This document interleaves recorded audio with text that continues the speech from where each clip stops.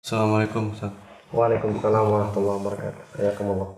Ustaz, Anda sedikit mau nanya nih Ustaz, masalah yang berhubungan dengan takdir Ustaz. Takdir Allah subhanahu Takdir wa Allah ta'ala. ya subhanahu wa ta'ala. Ini kan kita sebagai umat Islam kan sudah diwajibkan untuk mengimani takdir, baik itu takdir baik maupun buruk Ustaz. Nah cuman kadang-kadang kan sebagian orang itu terlalu memikirkan sehingga merasa takut akan masa depannya gitu Ustaz. Artinya apa yang terjadi nantinya atau bagaimana dengan rezekinya atau apa, mungkin ada kayaknya diintip oleh bencana atau apa musibah gitu Ustaz. Nah ini bagaimana menurut antum Ustaz hubungannya dengan kadang-kadang rasa ketakutan itu dengan iman kepada takdir Ustaz, takdir Allah. Iya, barakallahu fikum. Alhamdulillah wassalatu wassalamu ala Rasulillah amma ba'du. Iya, sudah kita ketahui bahwasanya iman kepada takdir itu sebagaimana perkara-perkara lain yang diwajibkan untuk kita imani dalam Islam adalah sebab yang justru akan menyelesaikan masalah kita, menjadikan tenang jiwa kita. Karena termasuk yang paling utama masuk dalam firman Allah Subhanahu wa taala, dalam makna firman Allah Subhanahu wa taala, ala bidzikrillah tatmainnul qulub. Ketahuilah dengan berzikir kepada Allah hati akan menjadi tenang.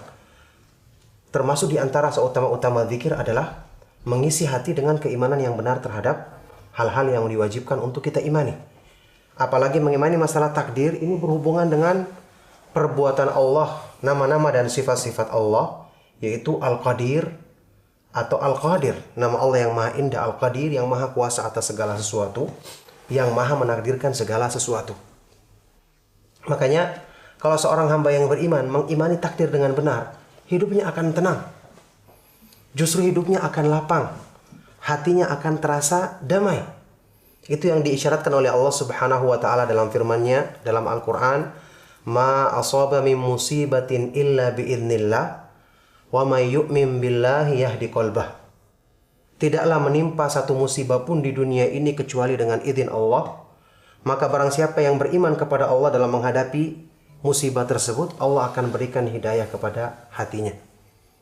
Ketika menafsirkan ayat ini, Al-Hasan Al-Basri rahimahullah ta'ala mengatakan, huwa rajulun usiba bimusibatin fa'alima annaha min indillahi faradiya wastaslam. Dia adalah seseorang yang ditimpa musibah, satu bencana. Tapi dia mengetahui itu adalah dari sisi Allah, maka dia pun tunduk dan menerima ketentuan tersebut. Sekarang kita akan lihat, apa hubungannya takdir, mengimaninya dengan benar, menjadikan hati kita tenang. Coba kita bandingkan dengan kehidupan kita. Secara fitrah manusia, mereka itu akan merasa tenang jika menyandarkan urusannya kepada sesuatu yang dia bisa percaya. Iya kan? Iya. Sebagai contoh masalahnya begini. Kita ingin pergi meninggalkan rumah kita. Kita titipkan rumah kita misalnya kepada anak kita. Ini rumah ini pegang, Abi akan pergi, Abi dan Umi akan pergi dalam waktu sepekan. Rumah ini pegang kunci dan dijaga baik-baik. Anak kecil yang dititipkan usianya mungkin masih 7 tahun. Kira-kira dalam perjalanan kita akan merasa tenang atau merasa gelisah? Mungkin kurang tenang Ustaz. Jelas tidak akan tenang. Anak kecil. Dia pertama tidak bisa berpikir dengan baik, belum punya kemampuan untuk memikirkan nanti siapa yang datang, orang baik atau orang buruk. Kalaupun dia bisa memikirkan, apakah dia bisa punya kekuasaan untuk melawan misalnya pencuri yang datang atau orang yang berniat jahat yang ingin merusak rumah kita misalnya? Tentu tidak. Jadi, sekarang perbandingannya, misalnya kita menitipkan rumah kita dengan saudara kita yang dia itu orangnya perhatian, kemudian pandai dalam menjaga dan mengurus rumah kita, dan dia sendiri punya kekuatan untuk bisa menghadapi tamu-tamu yang datang atau orang-orang buruk yang punya niat buruk. Kira-kira kita akan lebih tenang kan? Iya, lebih tenang. Iya. Padahal kita tahu dia manusia, terbatas sifat-sifatnya. Sepandai apapun dia menjaga terbatas. Nah, bagaimana kalau kita menyerahkan kepada yang maha sempurna sifat-sifatnya? Ilmunya sempurna, kebaikannya sempurna, rahmatnya sempurna, kemahakuasaannya sempurna, penjagaannya sempurna. Jadi sebenarnya masalah takdir itu akan berhubungan erat dengan pemahaman kita tentang kesempurnaan nama-nama dan sifat-sifat Allah Subhanahu wa ta'ala. Oleh karena itu, Kalau kita mengimani masalah takdir dengan benar, kita akan mengimani apa yang dikatakan oleh para ulama, Masya Allahu kana wa ma lam yasha' lam yakun. Apa yang Allah kehendaki akan terjadi, apa yang Allah tidak kehendaki tidak akan terjadi. Artinya, semua yang Allah kehendaki, suka atau tidak suka, kita harus terima. Ini pertama. Mau tidak mau, senang tidak senang, kita akan mesti terima. Jadi kita pikir tidak berpikir, ya terjadi. Karena semua yang ada dalam semesta ini adalah milik Allah. Dia yang menentukan segala sesuatunya. Makanya, orang yang tidak menerima ketentuan Allah, dengan tidak menerimanya dia mau tidak mau juga harus menerima. Yang ini menjadikan dia dua kali menderita. Sudah dia menderita karena harus memikirkan. Yang kedua menderita karena semua ketentuan Allah mesti berlaku. Dia terima atau tidak terima. Sedangkan orang yang beriman, dia hatinya akan lapang. Dia mendapatkan pahala karena dia selalu siap menerima ketentuan Allah Subhanahu wa taala, dan dia selalu bersangka baik kepada Allah Subhanahu wa taala karena dia meyakini sempurnanya nama-nama dan sifat-sifat Allah Subhanahu wa taala. Makanya ketika Allah Subhanahu wa taala berfirman dalam Al-Qur'an menggambarkan tentang indahnya iman kepada takdir, Allah Subhanahu wa taala berfirman, "Wa asa an takrahu syai'an wa huwa khairul lakum, wa asa an tuhibbu syai'an wa huwa syarrul lakum, wallahu ya'lamu wa antum la ta'lamun." Boleh jadi kalian membenci sesuatu padahal itu justru baik bagimu, dan bisa jadi kalian menyukai sesuatu padahal itu justru buruk bagimu. Allah Maha mengetahui dan kalian tidak mengetahui.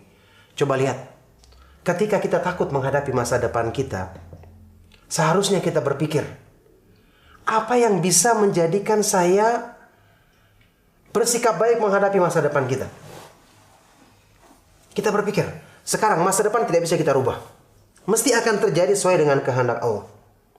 Maka berarti untuk mengurangi atau menghilangkan, ya paling tidak mengurangi stres saya menghadapi masa depan, saya berpikir dengan pemikiran positif yang kalau ini bisa kita terapkan pada diri manusia, seperti masalah penjagaan tadi. Kita berharap karena yang menjaga saudara kita yang bisa kita percaya, kita berharap rumah kita pulang dalam keadaan baik. Nah, kenapa pikiran positif ini tidak kita tempatkan pada Zat yang maha sempurna nama-nama dan sifat-sifatnya? Kalau kita berpikir positif seperti ini, Allah Subhanahu wa ta'ala maha sempurna kekuasaannya, maha sempurna kekuatannya, maha sempurna penjagaannya. Dialah Al-Qawi, maha kuat, Al-Aziz, maha perkasa, Al-Matin, maha kokoh, Al-Hafidh, maha penjaga. Ditambah dengan dia maha sempurna kebaikannya, Ar-Rahman, Ar-Rahim, Al-Muhsin, maha sempurna rahmatnya, kebaikannya. Terus yang seperti ini apa yang kita ragukan dari ketentuan yang diberlakukannya kepada manusia? Apalagi orang yang beriman yang Allah mengatakan dalam Al-Quran tentang dirinya, wa kana bil mu'minina rahima. Allah Subhanahu wa ta'ala maha penyayang terhadap hamba-hambanya yang beriman. Dalam ayat lain Allah Subhanahu wa ta'ala berfirman, kataba rabbukum ala nafsihi rahmah. Allah menetapkan bagi dirinya sifat rahmat, kasih sayang. Kalau kita bersangka buruk, maka pertama itu akan membuat pikiran kita semakin sempit, kegalauan tidak akan hilang. Ditambah hal tersebut tidak akan merubah keadaan yang akan terjadi. Tapi kalau kita bersangka baik, Allah Subhanahu wa ta'ala memperlakukan hambanya sesuai dengan persangkaannya kepada Allah. Dalam hadis riwayat Imam Muslim, hadis Bukhari dan Muslim, hadis kursi, Allah Subhanahu wa ta'ala berfirman, Ana inda dhanni abdi bi. Aku ini sesuai dengan persangkaan hambaku kepadaku. Kemudian kita tambah lagi dengan keyakinan. Apa yang disebutkan dalam ayat tadi. Boleh jadi kamu membenci sesuatu padahal buruk bagimu. Kita kan yang kita harapkan kebaikan di masa depan kita. Kenapa orang kita stres? Karena dia pikir nanti saya ditimpa musibah, nanti begini, nanti begini, nanti begini. Dia tidak mengetahui kan apa yang dibalik musibah. Coba kita bertanya pada diri kita. Di lingkungan kita saat ini, banyak orang-orang yang tadinya kita merasa dia mendapatkan musibah, tiba-tiba kemudian dia menjadi orang sukses. Mungkin kita pernah dengar ada tetangga kita dipecat dari pekerjaannya. Dipecat dari pekerjaannya. Padahal dia punya anak dan seterusnya, kita pikir kasihan sekali dia menderita. Dan dia pun di awal-awalnya menghadapi dengan stres hidupnya. Ternyata dengan sebab itu dia usaha. Dia bisa mencari sebab-sebab untuk mencari penghasilan yang halal. Justru dengan itu dia sukses. dan bisa bertambah penghasilannya, lebih baik, meningkat taraf hidupnya, yang tadinya kalau mungkin dia terus bekerja di tempat tersebut, dia tidak akan memikirkan usaha tadi. Coba lihat hikmah di balik semua ini. Makanya Allah berfirman tadi, bisa jadi kamu membenci sesuatu padahal itu justru buruk bagimu. Dan bisa jadi kalian suka sesuatu padahal kalian membenci sesuatu padahal justru baik bagimu, kalian menyukai sesuatu padahal itu justru buruk bagimu. Allah mengakhiri dengan apa? Wallahu ya'lamu wa antum la ta'lamun. Allah mengetahui padahal kamu tidak mengetahuinya. Ini berlaku dalam semua urusan. Keadaan yang kita anggap kita tidak sukai, padahal bisa menjadi sebab terbukanya kebaikan bagi diri kita dalam hal-hal tersebut. Sampai dalam hal-hal yang berhubungan dengan keimanan. Ada orang-orang tertentu yang dia mendapati dirinya misalnya ditempatkan untuk bekerja di tempat yang dia tidak sukai, padahal dia inginnya di kampung halamannya. Sering kita dengarkan, ternyata ketika dia berpindah di tempat tersebut, di situ dia mendapatkan hidayah, dia lebih semangat belajar agama, mengenal sunnah, kemudian memperbaiki dirinya, yang mungkin kalau dia menetap di kampung halamannya, dia tidak akan dapatkan sebab-sebab untuk meraih hidayah tersebut. Allah memiliki banyak hikmah dan kebaikan. Makanya Allah Maha mengetahui, kamu tidak mengetahui. Jadi, dengan kita mengimani masalah takdir, kita akan lapang. Semua yang kita hadapi akan optimis karena yang menanggungnya adalah Zat yang maha sempurna kebaikannya. Sempurna ilmunya, dia lebih mengetahui kebaikan dan kemaslahatan bagi hambanya, lebih apa yang ditahui oleh hamba tersebut terhadap dirinya sendiri. Makanya benarlah keimanan kepada takdir itu merupakan sebab yang akan menjadi sumber kebaikan bagi kita semua. Makanya Ibnu Qayyim rahimahullah ta'ala pernah mengatakan, asasu kulli khairin an ta'lama anna ma sya'allahu kana wa ma lam yasha' lam yakun. Landasan utama segala kebaikan dengan kamu meyakini apa yang Allah kehendaki akan terjadi dan apa yang tidak dikehendakinya maka tidak akan terjadi. Maka dengan ini kita akan merasa yakin dan selalu memasrahkan segenap urusan kita kepada Allah Subhanahu wa taala. Tentu dengan menempuh sebab-sebab yang disyariatkannya, dan ingat sebab yang terbesar di antara semua sebab yang atau kita istilahkan dalam bahasa kita ikhtiar, yang paling tinggi di antara semua ikhtiar adalah menyandarkan hati dan selalu memohon kepada Allah Subhanahu wa taala, karena di tangannya lah segala kekuasaan atas semua urusan manusia.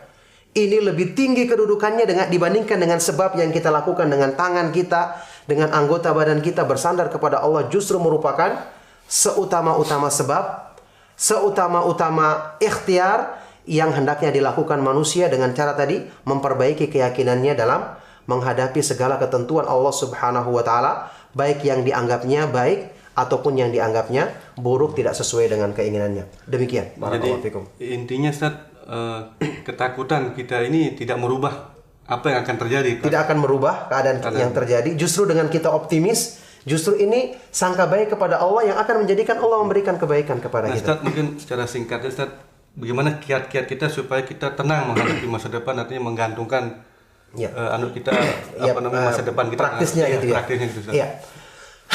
Kiat-kiatnya adalah tadi, setelah kita mengimani takdir Allah Subhanahu wa taala dengan benar, mengimani nama-namanya yang maha indah, sifat-sifatnya yang maha sempurna, ilmunya sempurna, berarti kita tahu Allah Subhanahu wa taala lebih tahu yang terbaik untuk masa depan kita. Kita mengimani rahmat Allah, kebaikan-kebaikannya, kita tahu Zat yang demikian sempurna kasih sayangnya, masa akan memberlakukan keburukan untuk kita. Kemudian kita meyakini pilihan Allah yang terbaik. Masa kita mengatakan, saya lebih bagus pilihan saya dibandingkan Allah yang sempurna ilmunya? Tidak mungkin. Setelah itu, kita berdoa kepada Allah Subhanahu wa taala, ya Allah, limpahkan kebaikan kepadaku, jadikan aku ridho dengan segala ketentuan yang Engkau berlakukan. Ya Allah, Engkau maha kuasa atas segala sesuatu, mudahkanlah segala urusan-urusanku untuk nanti menjadikan kebaikan untuk urusan duniaku, apalagi urusan agamaku. Maka dengan itu kita akan optimis, insya Allah seperti hadis tadi, kita akan mendapatkan kebaikan sesuai dengan pengharapan dan persangkaan baik kita kepada Allah Subhanahu wa taala. Barakallahu fikum. Jazakallahu khairan. Hayakumullah. Assalamualaikum. Waalaikumsalam.